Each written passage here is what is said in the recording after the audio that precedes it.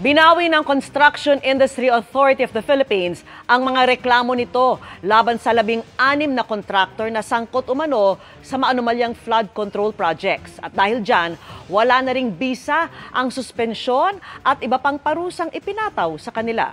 Nakatutok si Joseph Morong, exclusive. Noong October 27, sinuspinde ng Department of Trade and Industry o DTI ang 16 na mga kontraktor na umano'y sangkot sa maanumalyang flood control project. Kasama rito ang ilan sa mga kontraktor na sinampahan na ng reklamo sa Ombudsman. Kaya mula noon, hindi na sila maaaring mangontrata. Bukod sa pinakukumpiska ang kanilang mga gamit at sasakyan, pinapapadlock rin ang kanilang mga opisina at mga warehouse. Pinapamonitor rin ng DTI sa Coast Guard, PNP at Immigration ang paglabas-masok ng mga kontraktor.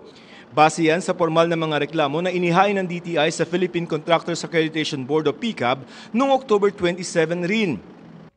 Pero binabawi na yan ng DTI ngayon. Sa mga dokumentong ibinigay na mapagkakatiwala ang source ng GMA Integrated News, makikita na winidraw kahapon lamang ng Construction Industry Authority of the Philippines o SIAP na attached agency ng DTI ang mga reklamo nila.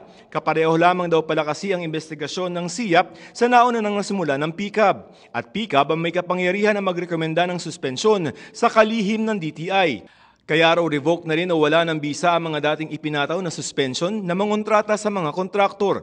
Hinihingan pa namin ng pahayag si DTI Secretary Cristina Roque at ang PCAB.